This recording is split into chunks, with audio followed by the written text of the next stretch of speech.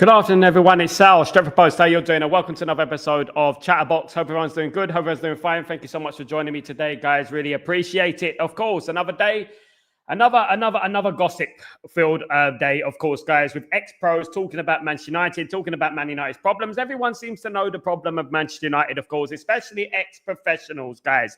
Not least, in this case, Louis Saha. Louis Saha has been talking about Benjamin Sesko.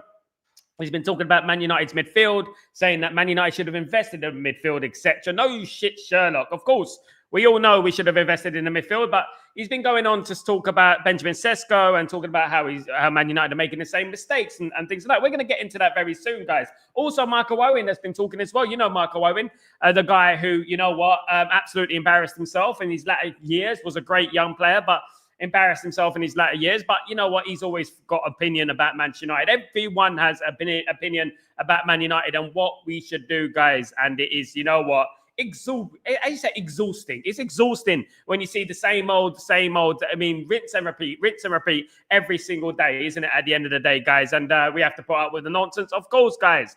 Now, let's get into it, guys. Yes, Louis Saha obviously was the ex-Manchester United player for many, many years ago, signed from Fulham to Manchester United, having also played for Newcastle, etc. Now, Louis Saha, you know, I would say that, and I'm going to say this clearly, guys, you know, many of these players who used to play for Man United back in the day were very fortunate to play at a time. Let me just clear this up. They were very fortunate to play at a time where, you know what I'm saying, it was easier. It was easier. They came to a settled environment. They had Sir Alex Ferguson there. They had, you know, all around the club was pretty settled. Everything was nice. Everything was good back then. And, you know, it was pretty easy for players to come in and settle down a lot easier. But I'm going to get into some of the quotes from Louis Saha right now. I know some of you have probably seen the quotes, but let me just read some of these quotes out for you guys. Absolutely. So Louis Saha basically said, "The problems identified over the last 3 or 4 years at United is having the responsibility as a number 9 or as a forward. When you are young, you're still learning. You're making mistakes." Now, look, you know what? Yes, I agree with that. Benjamin Sesko is learning. You know what? He is 22, 23 years old. He is getting at that age where he does need to learn, okay? He does. And it's not easy coming into Manchester United. It never has been easy coming to Man United. Wayne Rooney came to Man United at a young age. Many strikers have come to Manchester United at a young age. You know, Cristiano Ronaldo came at a young age. We've had loads of young players. It's not necessarily the fact that these players, you know, are not good enough. You know, this is what we're talking about. It's the fact that, you know, age doesn't really matter for me. It doesn't. And I think they're bringing this in. He's bringing this in a bit prematurely. He went on to say, "You don't know how to connect with the players as much as maybe Bruno Fernandes, as much as Zlatan Ibrahimovic before our players." Andy Cole, may I correct you, Andy Cole was only about a year older than Sesko. So before, when he signed for Man United, he was only about a year older than Sesko. So I think he needs to get that little bit straight. At the end of the day, look, you know, Man United at that time, it's easy to have opinions about Man United when, you know, you signed at a time when it was, you know what, it was easy for you. You know, so a lot of these ex-pros now who used to play for Man United have gone very self-righteous. They know everything. They know all the problems, the be-all and end-all of the problems. They know the problems, of course. And, you know, I don't know what to say, just other than, you know, they just need to understand this context in what's going on. They need to start talking about the ownership. They need to start talking about that. Maybe if they did that a little bit, maybe they would get a little bit more understanding of who Man United have been owned by the last 20 years, of course. Saha went on to say, "This is not the case in the last 3 years, so it's been really big mistake, and I think they've done it again." So obviously he's talking about the signings of Man United, saying that Man United have made mistakes. Now, look, we all know we've shouted, we screamed on this channel about a midfield position. We know we need a midfield position. We don't need any ex-pro to tell us that we need a midfield position. It's quite obvious that we do. But you know, what I would say is that, you know, he's not understanding the context. He needs to understand where we are as a football club and at the end of the day, who owns this football club. And he should start pointing the finger at them, of course. He went on to say, I think in regards to Sesko, I think he's capable if the manager managed to get that link between the midfield and the striker. Unfortunately, we didn't get the midfielder we wanted, so we're still very weak in that department. And this is why I think Sesko will struggle maybe a little bit. Look, I know this is true. This is true. And I agree with Saha in regards to this. I do agree with him. I do agree that we needed a midfielder. We needed that link between not only the strikers and the midfield, but also the defense and the midfield. That's what we needed. And, he's not saying something that we all don't already know. It's something that we've been preaching for weeks and weeks, if not months and months, about the midfield. We know that we have no link between the strikers and the link between the defenders. This is why I classed the window as a failure. Some people are over the top in regards to supporting Ineos. Some people are overly zealous in regards to them. And, just basically, you know what I mean? And I think that's wrong. I think you need to meet somewhere in the middle. That's what you need to do, and call things as they are from both sides of things. We didn't get a midfielder. Is a big part of the pitch that we should have got, of course, guys. But we didn't get it, and we have to, of course, move on. Saha went to say he's in regards to Sesko, he's got the ability, quality because he's tall. He's going to score goals in the air, and he's very technical as well. All his movement is right up there. So I'm very confident he's going to get chances to score goals. So there's the contradiction there. So he's bringing in the midfield. He's talking about the midfield, what Man United don't have, and Sesko's going to struggle. Yet he's then saying in the very next sentence that Sesko's going to score a lot of goals. I don't know where we are with this. I don't know where we are with this, but you know what? It is what it is. Absolutely, it is what it is. Saha again in regards to Sesko, but to get us where we want, I don't think that is going to happen on him. Those two playmakers, Matheus Cunha and Bryan Mbeumo, will have to kick on soon, or you will see Sesko struggling as well. Look, guys. It's too premature to be talking about kicking on and you better do it soon or this or that. It is too soon to be talking like that, guys. Benjamin and Mbeumo and Cunha have had decent starts to the season. They've done very well. Probably our best players so far in the season. So all this stuff about you better do it soon because you know what? Time is ticking. All that stuff there. I think that's a little bit a bit too soon. Over the top. Absolutely over the top. But that's from Louis Saha. I don't know what you make about that. I don't know if anyone's seen the comments and stuff like that, but that's what he's talking about. Look, I understand. We don't have a midfielder. We know. But in regards to Sesko will score goals, and Mbeumo and Cunha will contribute to that very, very well. I think they will. And I think I've been very impressed with Sesko and obviously Cunha and Mbeumo. And one thing about it is the game against Burnley. When Sesko came on, I saw Mbeumo crossing that box and obviously Sesko almost getting a goal.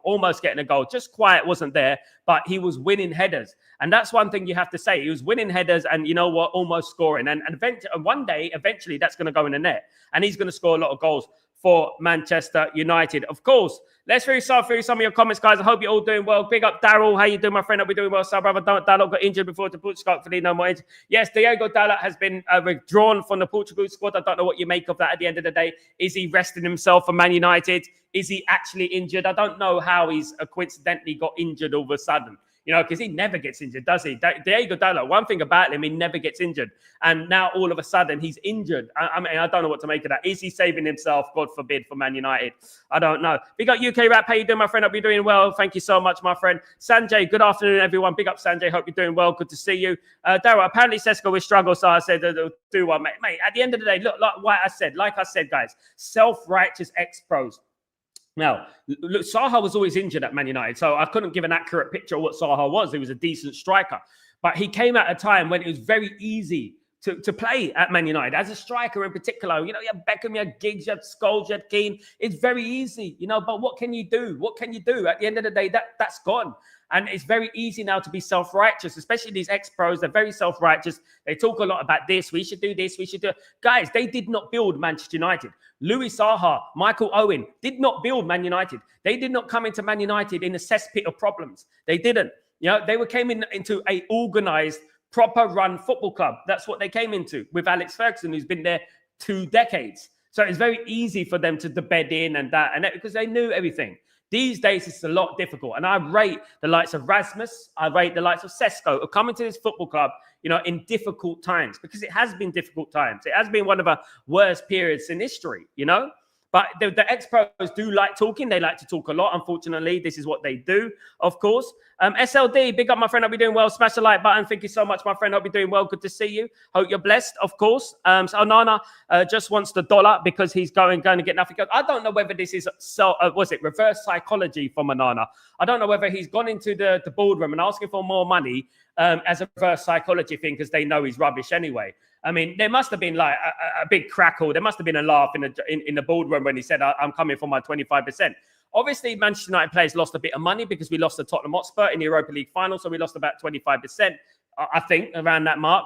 In regards to not qualifying from Europe, the stipulations in their contract. But Onana's rather cheekily going into the boardroom asking for an extension.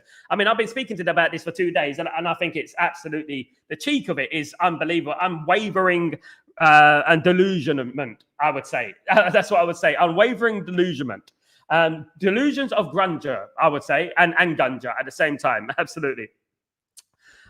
Big up, Grail. What's going on, my brother? Hope you're doing well. Good to see you, mate. Hope you're well. Very well. Thank you. Wales game at the same time. And we are 1-0. Big up, Wales. Please, everyone, can you smash the like and subscribe? And thank you so much, Grail. Big up, Wales. Of course, big up the Welsh. Absolutely. Ryan Giggs, Mark Hughes, legends. Of course, on Manchester United, years gone by. Of course, England are playing Wales in a couple of weeks, I think.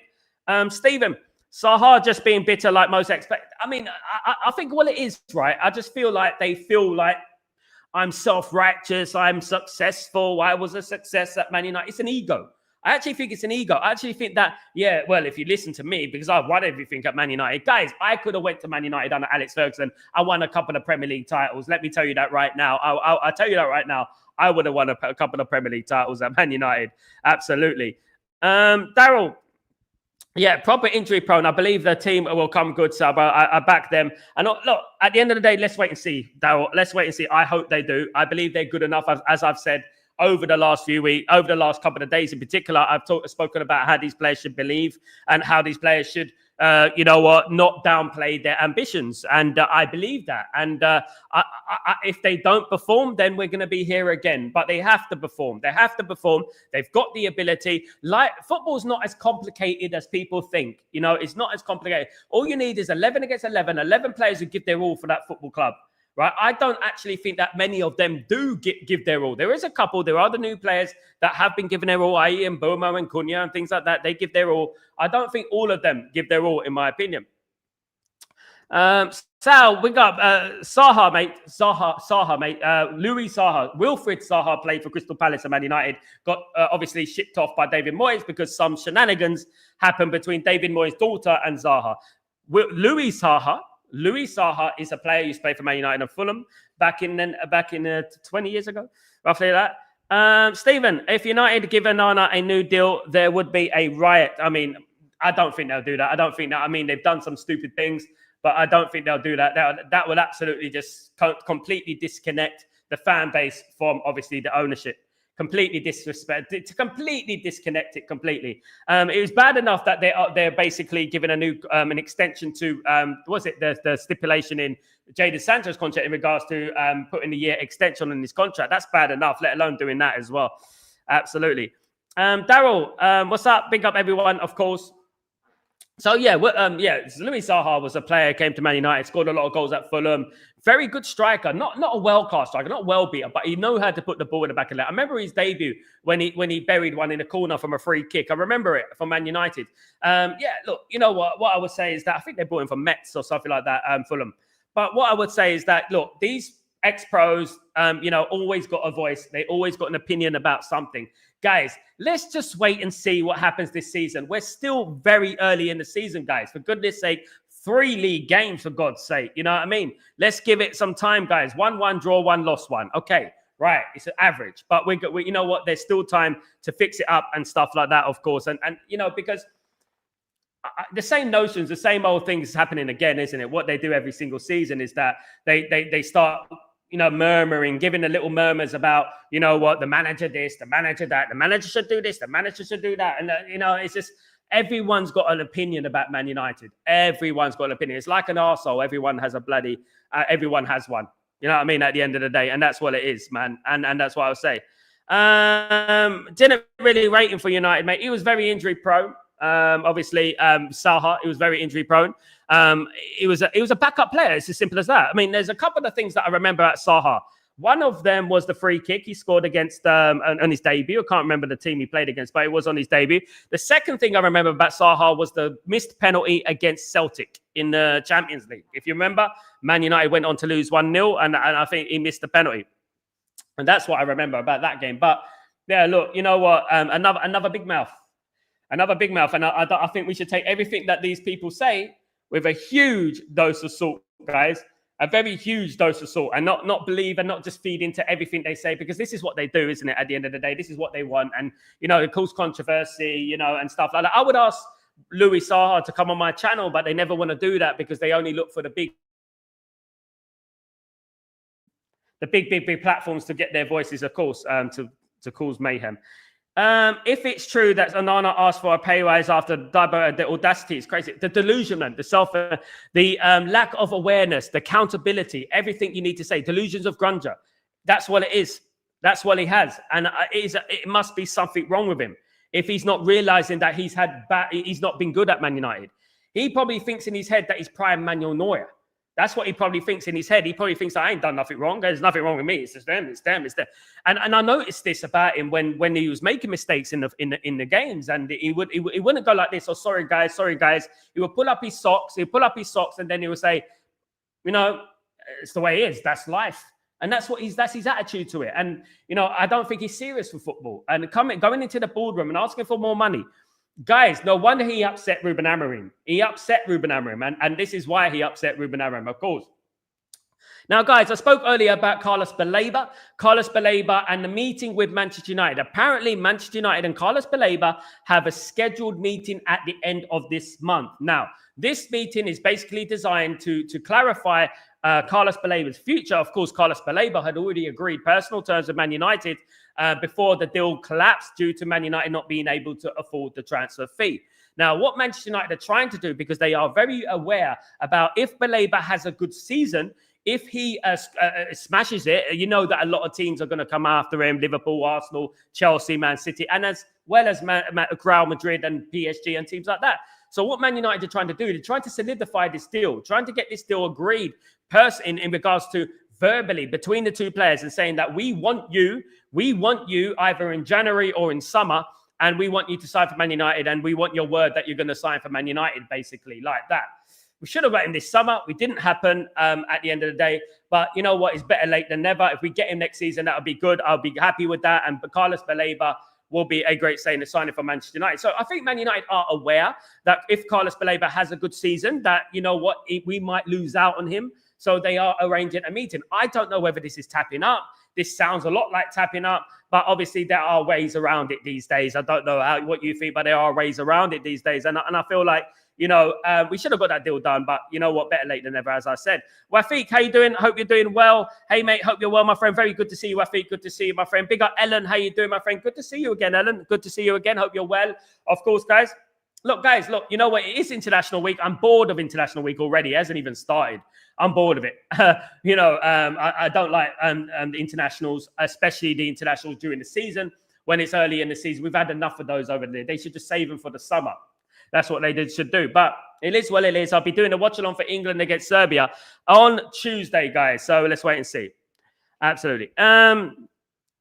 Wafiq, he don't have skin on his face. That's why he do what he want. Don't care who say what. He plays for United, so what he want, United must just give him, even though he plays as shit as he do.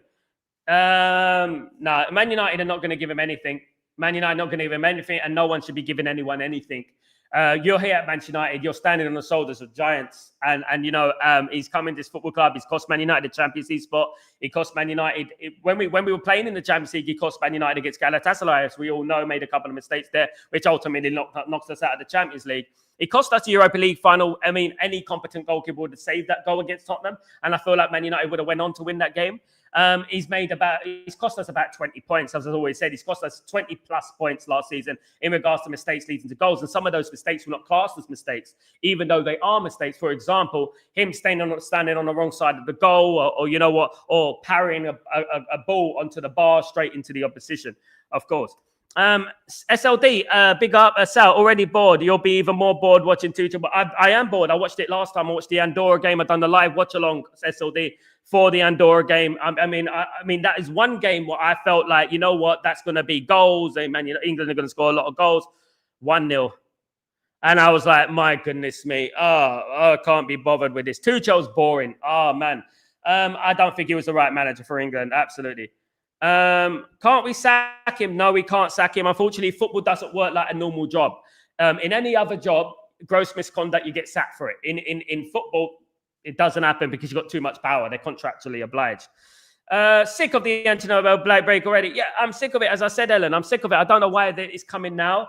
Of course, it just stacks up the games in regards to Man United, in regards to more games coming at the end of the season. When it gets to the nitty-gritty of the season, we're going to have more games stacked up. These England games, these international games, it's just boring. I mean, Andorra against England, Serbia against England. England are going to win both of them. It may be, I don't know, but Tuchel's not a very good manager in my eyes as an international manager.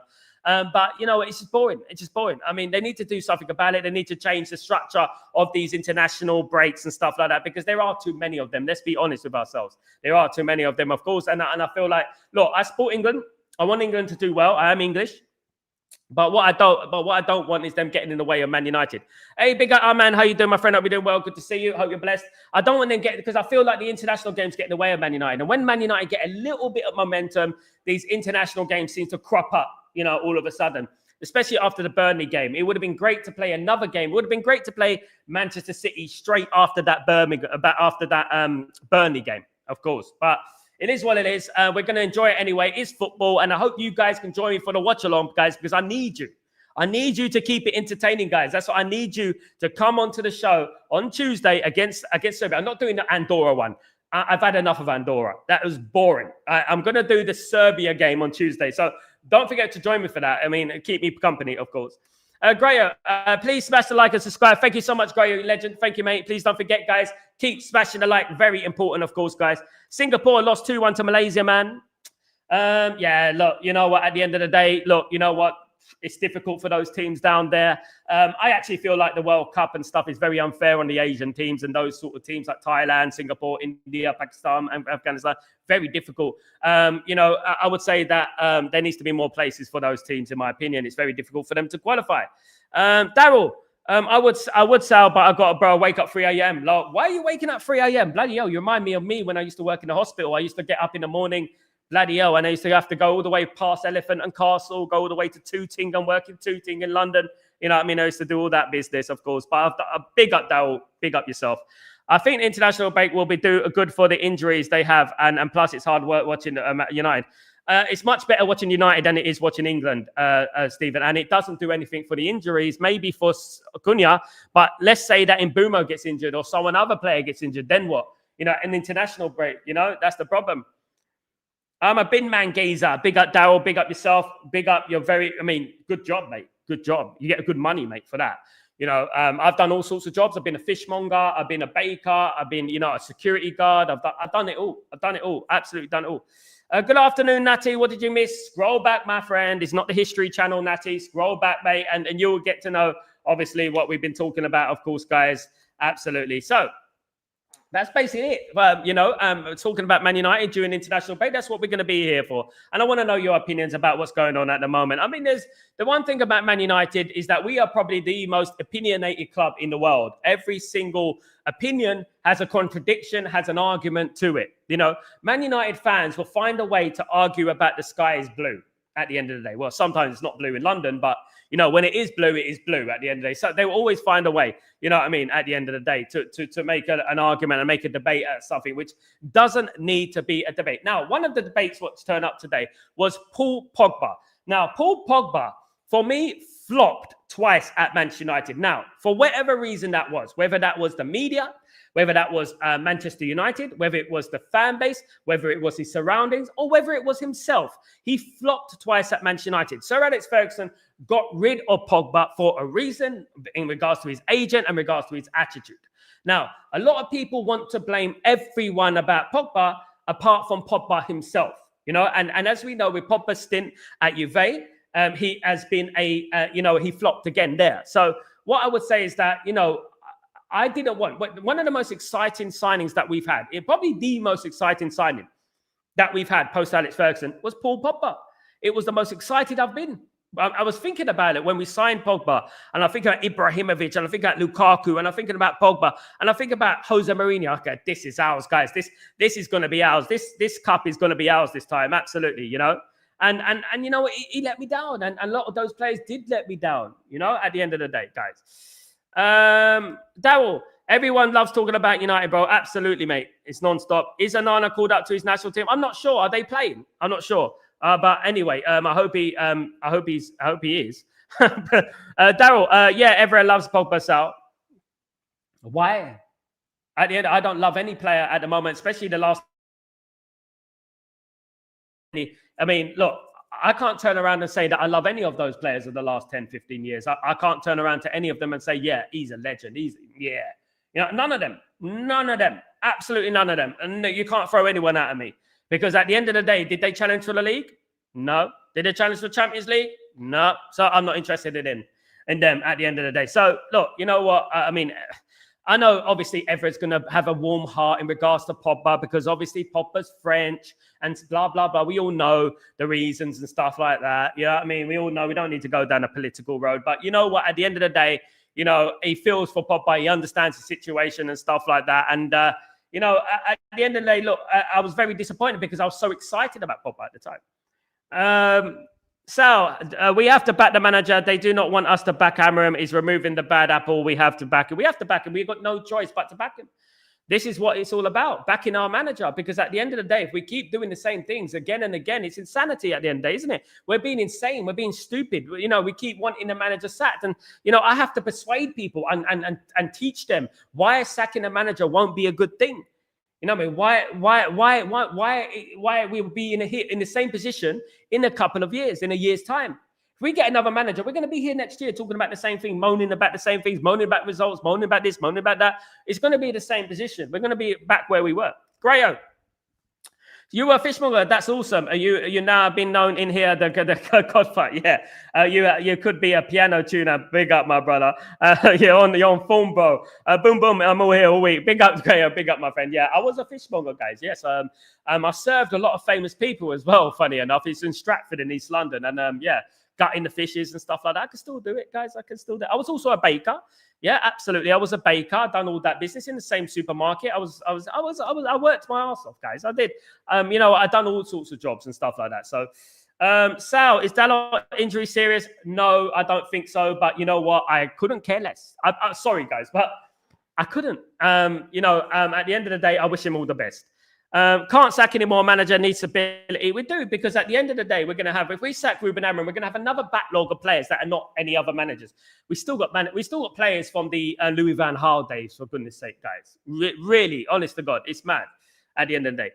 Absolutely. It's mad that we still got players from those times. It is crazy when you're thinking about it, guys. You know, you're talking about 15 years odd, you know. Master Baker. I was a baker, guys. I was a baker, absolutely. It used to be called Safeways. It's now Morrison's, but it used to be called Safeways. That's what I used to do, yes. I did have tough jobs. I worked in the Mackie D's as well. Everything, you name it, I've done it. I've had tough jobs. I've done big jobs. I've done small jobs. Peace and blessings, everyone. Big up my friend RJ. Hope you're doing well. Good to see you. And now you're prawn again, YouTuber. Big up, Grayo. Well, I was prawn again when I was doing music for 20 years, managing platinum selling artists and stuff, Grayo. I mean, yeah, I was born again after that. But yeah, I'm born again. I mean, reborn for the third time. Of course, guys, why not? Why not at the end of the day? Big up, Grayo. Smashing it.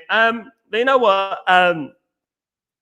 RJ, I'm optimistic about the City and Chelsea. I'm optimistic. I'm more optimistic about the Chelsea and City games than I am against, for example, Fulham and Burnley. Because these are the games that we generally turn up in. You know, as we know, last season we beat Man City at the Etihad. Ahmad with the late goal under Ruben Amorim. So, you know, we know that we can go there and win. And we won at the Etihad a numerous amounts of times when people didn't even expect us to win, didn't even expect us to get a draw. Do you remember when we went 2-0 down and we ended up winning 3-2? That's happened before. That's happened a couple of times, by the way. It happened in the 90s as well anyway. Roy Keane with the winner. But yeah, and we won when Pogba got a couple of goals and stuff. I never understood, though, why Pogba had a sky blue streak in his hair that time. Maybe someone wants to clarify. RJ, I really want us to beat Chelsea at home. I think, well, I'll be honest with you, RJ. I'll be honest with you. I think that Man United will have more chance beating City away than Chelsea at home. I just feel like Old Trafford is not that fortress. We need to make Old Trafford a fortress. Don't get me wrong. We need to make Old Trafford a fortress again. We need to make Old Trafford scary again, because Old Trafford isn't scary anymore. And that's what we need to do. And most teams that walk into Old Trafford these days are confident. You know, and it shouldn't be that way. I remember a time when teams used to walk out at Old Trafford and they had already lost the game already before they've even walked onto the pitch.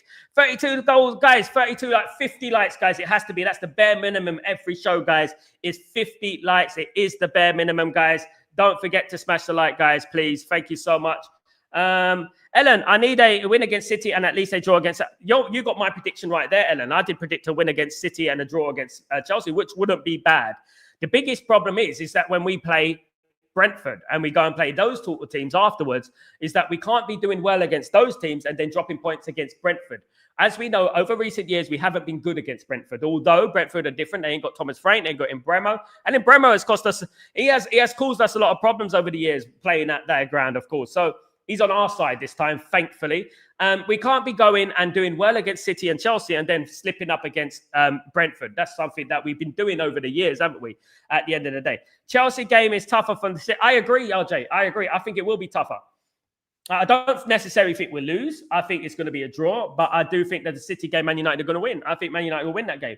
Obviously, City is still dangerous, regardless what you say. City are still dangerous, of course. Mark, the blue Pogba in his hair, I think it was a Molly Sudgun fan from Are You Being Served? But I just found it a little bit of coincidence that we were playing Man City who wear light blue, of course, and he had a light blue thing in his hair. I thought that was a little bit disingenuous or something like that. Yeah, I don't know, but maybe I'm wrong. But you know what? Anyway, guys, I have no problem with hairstyles and stuff like that. I'm very used to having colors in my hair, guys. If you saw me in the past, I've had copper and red and gold in my hair, guys, all over the place, guys. So I don't want to talk about anyone coming there. Oh, you're mentioning his hairstyle. What are you mentioning his hairstyle for? I don't want to be hearing anything about that, guys, because I am one for fashion and I'm one who does keep in touch culturally as well. Natty, I think we have to change our home form, and that is so important. We need to be scary. We're not scary anymore, Natty, and this is one of the things. I mean, back in the 90s, Man United, before the team used to walk out the football pitch, they used to lose the game already. They looked up, they saw Cantona, or they saw Rooney, or they saw Cristiano Ronaldo, and they used to lose the game before they even stepped onto the pitch. And that's what we need to try and get back, because I think we've lost that somewhat. RJ, I don't like Donnarumma, Sal. Why would PSG get rid of him? Doesn't make sense. I don't know. I think it's a little bit of two things. I heard that Luis Enrique is very opinionated and Donnarumma is very opinionated, and maybe it's a clash of personalities. Donnarumma, let's not get it twisted, guys. Donnarumma contributed heavily in PSG winning the Champions League last season. He contributed heavily in Italy winning European Championships, in England, of course, as we know. Heartbreaking, but as we know. He's the best goalkeeper in the world. I'm not going to take that away from him. I'm not going to flip-flop because I've said that many times. He is. And, yeah, they've got a very good goalkeeper now. But that's what Man City do.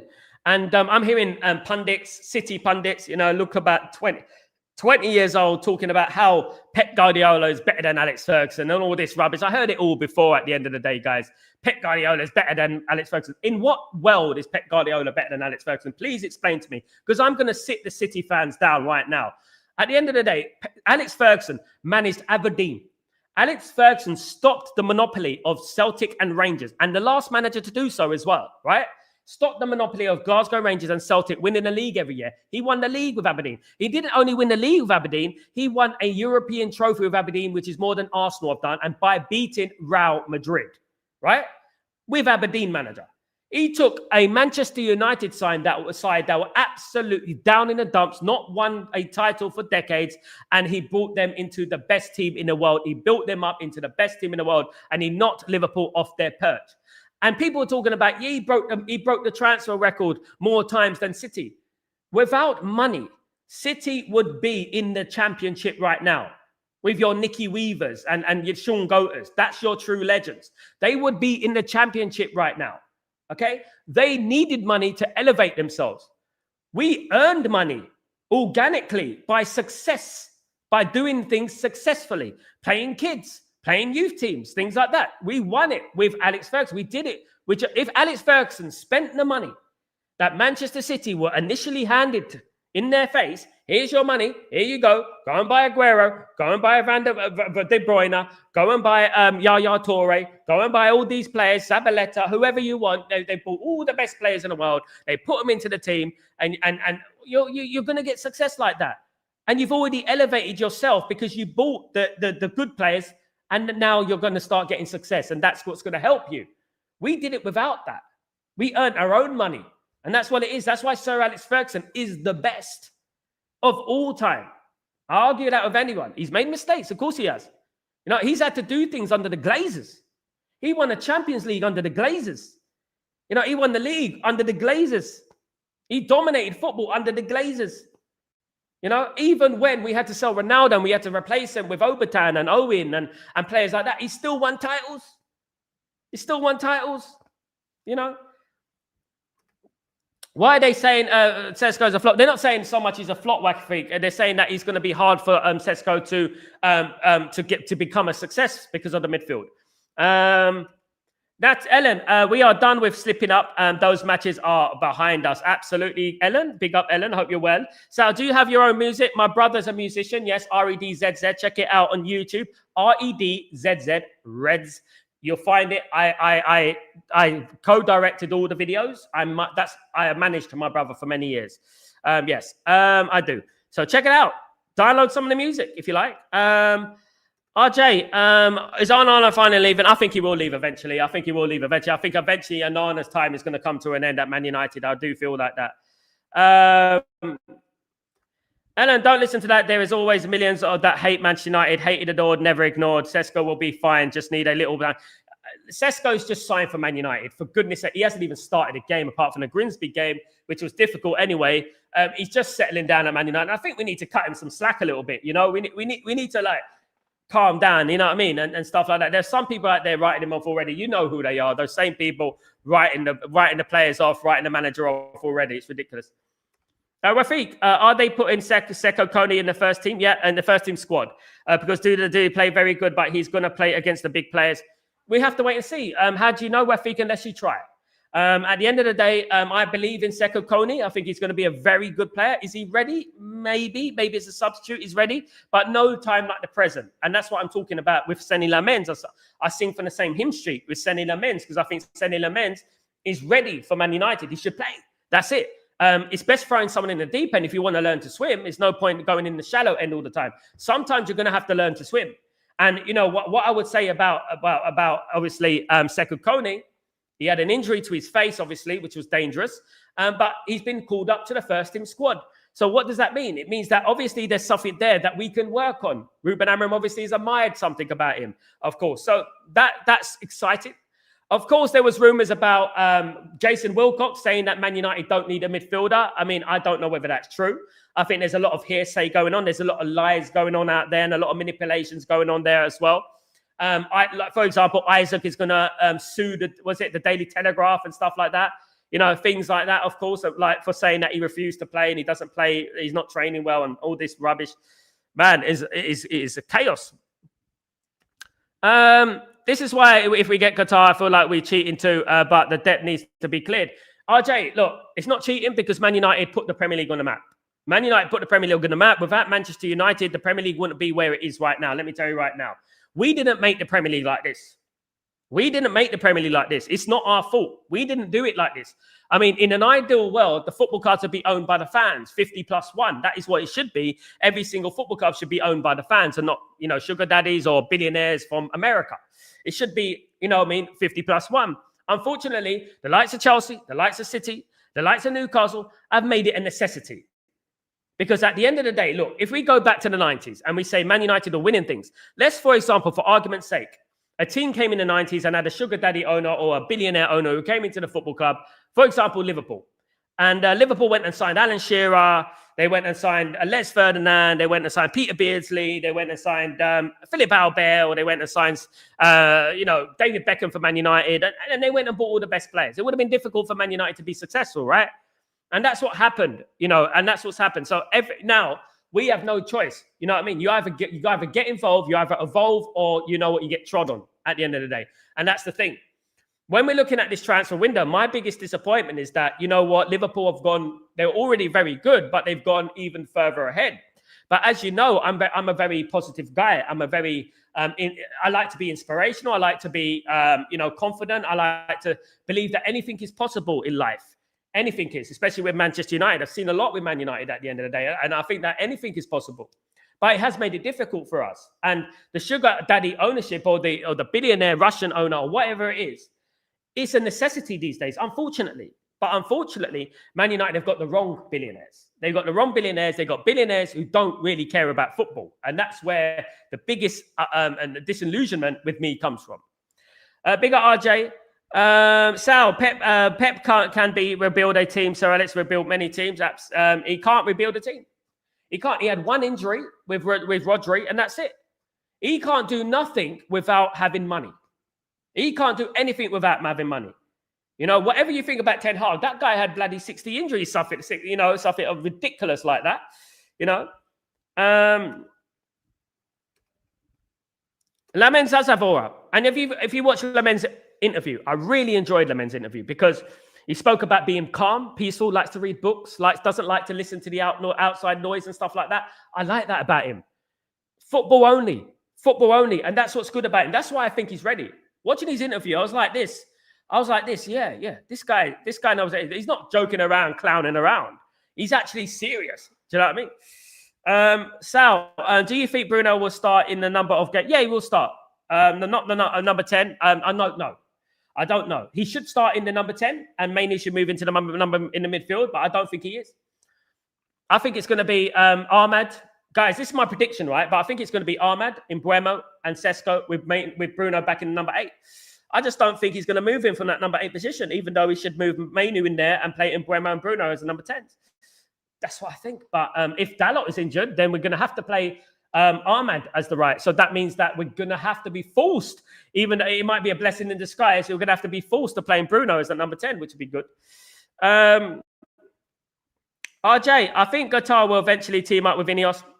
We disrespected them, RJ. We disrespected them. Ineos, so Jim Ratcliffe said that Sheikh Jassim Hamid doesn't exist. When it's proven he does exist now, he was at the World Club Championship final, of course. He's taken pictures with fans and stuff like that. I was in Qatar a month ago. I know a few people in Qatar, and they're not happy with what happened. There's no reason for them to come with Man United. They're going to host the Olympic Games or something like that coming up very, very shortly. They don't need Man United now. They don't. That ship sailed. Man United disrespected Qatar, absolutely, and lied. Ultimately lied, didn't they? They lied about, I don't even know if he's a real person. You know what I mean? Afternoon, Gems. How you doing, my friend? Hope you're doing well. Good to see you again, Gems. Good to see you, of course. Sal, is it true that Amorim say to the board, I do not want Mainu because he do not want to stay? That's speculation, and I know where you got it from. That's speculation, but that is what Ruben Amorim wants. He wants players who want to play for this football club. That's what he wants, ultimately, of course. He doesn't want players who are second-guessing what they're going to do if they want to go on loan and stuff like that. He doesn't want players like that. This is why he wanted Conor Gallagher to come into the club, of course, which you know what, is not the best signing in the world, but obviously it is a body that we can use, a guy with energy, and stuff like that. I don't rate him like people rate him, some people, but it would have been a body. Now, Mainu has been speaking. He's been very outspoken. He's not been outspoken only this year. He's been outspoken numerous amounts of times over the last year, including the contract debacle from a year ago when he was asking apparently for 200,000 a week. Now, look, Mainu had one good game last season, and we all know what the game was. It was against Lyon in the Europa League. He had a very good cameo in that game. But you're only as good as your last game. And in regards to Mainu, he needs to get down, put his socks up, put his head down, and start working hard to win his place back in the team because he's not going anywhere. So he needs to work hard and get back in the team. I understand where Ruben Amorim's coming from because at the end of the day, when you have a disgruntled player, when you have a player that doesn't want to play for the football club, is he going to give 100%? Look, I'm not saying he isn't, right? But that small thing in your brain, that small thing in your brain, that little tiny bit of doubt. And as we know in Premier League football, it's dealt on the fine margins. It's on fine margins. And I would say that, is he going to give his all? And I'm very concerned about that. Absolutely. 56, only 30. So guys, 50 likes minimum, guys. We have to get it to 50 likes, guys. Come on, guys. Breaking Dawn is smashing it. We're getting like 1,000 every day. We've got 5,000 to 10,000 views on Breaking Dawn only the other day. Guys, We need to build up Chatterbox, guys. Let's get Chatterbox up there as well. Let's get it smashing. Let's get it cooking. Let's get Chatterbox up in the league, guys. Absolutely. Big up. Ellen, Lamens just want to get stuck in and develop with the team. Hope Ruben will start him. I do as well, Ellen. I really like his personality. He gives me these Courtois sort of vibes, the Petr Cech sort of vibes that he just cares about being successful at Man United. And one thing is, I liked him when he spoke about Man United. I liked it when he spoke about Cristiano Ronaldo. I liked it when he started speaking about how big Man United. I like them sort of things. I don't know about you, but it makes me all feel all fuzzy inside. You know what I mean? But I do like. I think we should start him. I think he's a proper goalkeeper, guys. I look at Binder. This is no offense, right? I look at Binder. I look at Onana, and I'm like, they're not serious. They're not serious. They're not serious. I don't think they're serious enough. I don't. And they come across like something else is on their mind. But with Lamens, it's almost like he was made for Manchester United. He's a goalkeeper for Man United. He's the Schmeichel. You know what I mean? He's the one. This is the guy. I feel the same way as when we signed De Gea and we signed Van der Sar. I have that sort of vibe. And I've always believed in Seny Lamens when I mentioned him in 2024. I always believed it. I said, this guy's going to be a star. You know what I mean? And stuff. And Man United should really get this player. And funny enough, I don't know whether they're listening to him in my stream. I don't know. They probably are. But definitely, they probably will, because obviously they probably think, like, what's the talk of the town at the moment? What's the talk of the streams at the moment and stuff like that? And I know, because obviously I've spoken to Rasmus and stuff like that. So Stretford Post is known in the Man United quarter. But I would say that, what was I saying? Lamens needs to play. I would throw him in the deep end. Absolutely. I would. I think he will have nothing to lose. I do. I think he should get into training with Ruben Amorim this week and start kicking that ball around, speaking to Ruben Amorim, of course. And that would be great. You know, that would be great. Absolutely. Yeah, look, you know, managers do their things different ways. I was watching Jimmy Floyd Hasselbank. You remember Jimmy Floyd Hasselbank? He used to be the manager, used to be the Chelsea and Leeds player. One thing I like about Jimmy Floyd Hasselbank, right? As I move to subject, of course. And one thing I like about Jimmy Floyd Hasselbank, he won Man United the treble, you know. No, people seem to forget this, but Jimmy Floyd Hasselbank scored the goal against Arsenal that beat Arsenal 1-0 at Ellen Road, which led to Man United only needing a win against Tottenham for it to be in our hands. You know, so I was watching him and he was talking about Jose Mourinho. And he's talking about how when Jose Mourinho joined Chelsea, Hasselbank was coming into his latter years in Chelsea, and Jose Mourinho never spoke to Jimmy Floyd Hasselbank. And he goes, he didn't even speak to him once. But later down the line, obviously, Jose Mourinho regretted not keeping Jimmy Floyd Hasselbank. I think that Ruben Amorim, right, he needs to take risks sometimes. It does. And sometimes if that's a young player, that's a player he may not, you know, he might not think he's ready. Sometimes you have to take that risk. You have to take that. And I think Seny Lamens is not a big risk for me because I know what he's like. Seny Lamens will say things that Onana and Binder will not save, right? If we go into the City game, right, and we make a silly error, God forbid, Alex Ferguson. If we go into the City game, right, and we can see the stupid goal, it goes under his arm, it slips through Binder or Onana, then we're going to go, should have played bloody Lamens. I knew it. And I don't want to be using those words. I knew it. I don't want to be there again, guys, because we've been down that road before, haven't we? Fun show. How you doing? Hope you're doing well. Casemiro Ugarte or Casemiro Bruno will go to number 10. Let's wait and see. Big up, fun show. Hope you're well. But let's out Sal City, no problem. Come on, William. Absolutely, my friend. Absolutely. RJ, do you think Ineos will clear the debt eventually? No. I'll tell you why. Because debt is actually a good thing in business. I mean, that's what I heard. I was always told that. They were like, it's not good for Man United, but it's good for him. You know, because banks always feel like the need to have power on you and stuff like that. And, you know, they like reinvestments in the debt and stuff like that. What they want basically is for you to put a loan on a loan, a loan on a loan, a loan on a loan, and carry on being in debt. If Man United clear the debt, the last thing a bank wants you to do, right, is clear off your debit credit card debt. It's the same with Man United. And they don't want to do that. So I don't think they're going to clear the debt. I really don't. So basically, if Ineos clear the debt, they're going to have less power with the banks, I think. But I'm not an expert, but this is what I'm saying. But I don't think they will clear the debt, no. I think they're too concentrated now on the regeneration project, on the project in Manchester, and that's all they're caring about at the moment. I don't think they cared about it. He would have been legs, absolutely, James. He would have been, yeah, and that's what Man United need. 39 likes, guys. Guys, what's going on, guys? Come on. I've got 50 nearly, and I've had a low over 50 today, but I should have 50 likes in theory, right? Come on, guys. Don't forget to smash the like, guys. Thank you, guys. 42, 8 more now. 8 more likes to 50, guys. The 50 on Chatterbox is the bare minimum. We need to get 50 likes, and we need to get more subscribers, guys. So let's get these subscribers up as well. Those who are just watching, don't be a stranger. RJ, Onana was a very bad addition. Yeah, worst signing in one of the worst signings in Man United's history, along with Sancho and Sanchez and all these players as well. You know, absolutely. Natty, Sal, we have to start him now to build his confidence. I agree.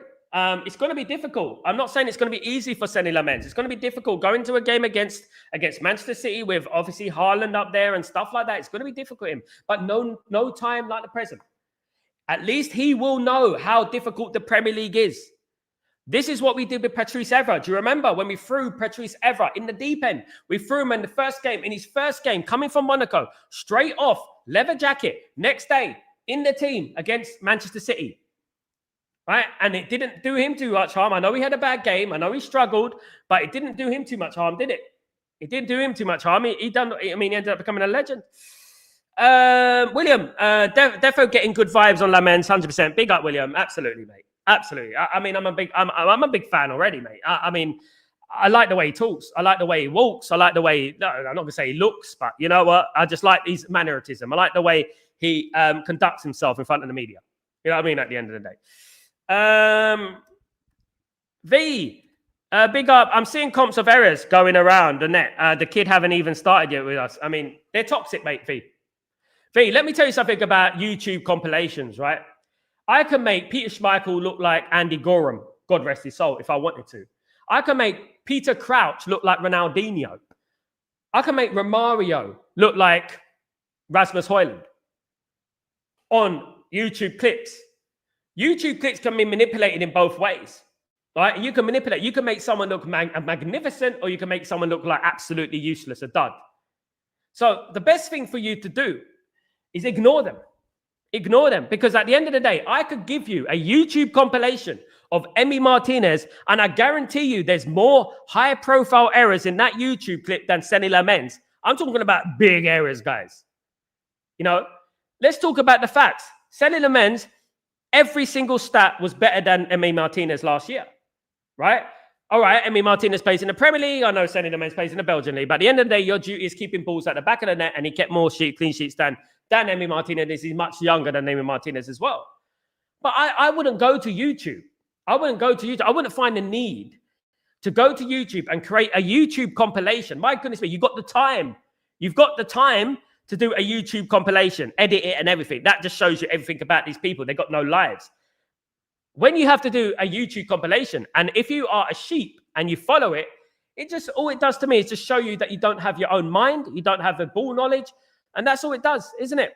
And I've seen that on Twitter. I've seen that all over Twitter, people looking at this and saying, oh, but they're idiots. They're not Man United fans. You know, can you imagine a guy like Sonny Lamens, right? Just come to England, signed for Man United, could have signed for Inter Milan, could have signed for one of those clubs, like signed for Man United. He looks at his YouTube, he looks at his Twitter account, and he sees it. What's that going to do for the player? What's that going to do for the player's confidence? You know, I don't know what that. I mean, just because we didn't get your favorite goalkeeper, this is what it is. You know, it's the fan base, isn't it, V? You know, some of them, I wouldn't even call them fans. We have to start Lamens to build his confidence, absolutely. I think City wanted, they did want Lamens as well. They did, yeah. They wanted Lamens, yeah. And I think they would have loved to get Lamens, but they got Donnarumma. Obviously, they wanted Donnarumma in the end. Man United didn't want to pay 50 million for Donnarumma, of course. And look, the one thing I like about Sonny Lamens, and so I mentioned it yesterday, is that Sonny Lamens is Ruben Amorim's goalkeeper. He's Ruben Amorim's goalkeeper. He's his guy. Like Peter Schmeichel was Alex Ferguson's guy, Sonny Lamens is Ruben Amorim's guy. That's his goalkeeper. You know what I mean? In Bremo, Cunha, Sesko, that's Ruben Amorim's guy. You know, and that's what we need to have. We need to have more of Ruben Amorim's guy, not Louis van Gaal's guy, Ole Gunnar Solskjaer's guy, Jose Mourinho's guy, Erik ten Hag's guy. We need more of, that's Ruben Amorim's guy. Yeah, that's Ruben Amorim's goalkeeper. When we look at Onana, we all know that that's not Ruben Amorim's goalkeeper, is it? At the end of the day, you know. Natty, Sal, in what way we're going to minimize the gap on the midfield signings? RJ, but will we be okay with the depth? Man United will always be in debt, and that will be because of, obviously, Ineos facilitating the Glazers. Initially from the Glazers and from Ineos facilitating the Glazers, but I'm not going to get into that right now. But I don't see the debt being cleared. And whilst the debt is still there, Man United are going to will have difficulties with FFP and PSR. That's the only issue, of course. Of course, if you know what the biggest thing, you know what can change? You know what changes everything? Success on the football pitch. Success on the football pitch. That's it. You know? We're not getting him in January, RJ. Absolutely not. No way. We're getting him next year, in the next financial year. Can't wait to smash City. Me too. Big up Danny B, by the way. Big up Danny B. Always remember Danny B, my legend, of course, guys. Absolutely. Big up RJ as well. Much love to everyone. I'm buzzing with Le Mans. So me too, RJ. Absolutely delighted with him. I am. Le Mans isn't naive. He's a smart kid. He will be good for us many years to come. A decade, isn't it, Ellen? That's what I was telling us, Ellen. That's what I was saying, Ellen. I mean, we had people on this channel, I don't know where they've gone, but they were talking about, you know, sending Le Mans weeks ago, and they're talking about praising him. And then when we were about to sign Emi Martinez, they're getting all excited. And I told these people, we're signing Sending Le Mans. We're signing Sending Le Mans. And they wouldn't listen to me. The Emi Martinez thing was just a cover-up. It was just to get the Antwerp shaking a little bit, you know? I am wrong not to be so gay. You know, you're not wrong, mate. You're not wrong, absolutely. Just don't put too much pressure on the lad. Le Mans should start against City. Let's see what he brought to mentality. Come on, Millie. Absolutely. Big up, Millie. Hope you're doing well. Good to see you. I saw the errors of Le Mans on Twitter. Like the top keepers don't have errors. I mean, you do realize that those errors in a period of 5 years, right? You do realize that. Now let's go on Onana's errors, shall we? Onana's errors needs a Netflix series. That's Onana's errors. Let's talk about Onana's errors. It needs a Netflix series. It needs its own show in itself. You know what I mean? Breaking Bad, new series. He will have time to train on the corners and set pieces. That should be the focus in his first set training. Absolutely. And hopefully, Rafiq. Hopefully, who did I call? Ghostbusters? No. Millie. Hopefully, Millie, he would do that this week. Hopefully, he'll do that this week. Kazakhstan, 0. Wales 1. Congratulations, Grayo. You won, mate. I would love to go to Kazakhstan. One of the countries I wanted to go to. Apparently, it's very nice. I mean, it's one of them ones, of course. Big up, my friend. Big up the Welsh. I've watched... Grayo, can I tell you a little story? I once went to Wales against Leyton Orient. Did you know that? And Leyton Orient won 2-1. Ryan Giggs and Mark Hughes played many, many years ago. 1995, around that. I've watched that Le Mans reveal short video so many times. Absolutely magnificent. Great, 45 guys, 3 likes to 50. 3 likes to 50. Come on, guys. Let's get to 50. Just 3 more, guys. Come on. We've got to get to 50. Come on, guys. Support Stretford Post, guys. Grayo, Norway will have the chance to get in the World Cup for the first time since 1998. Just Italy in the way, as always. Ellen, we're great to see Norway there. I've got a soft heart for Norway.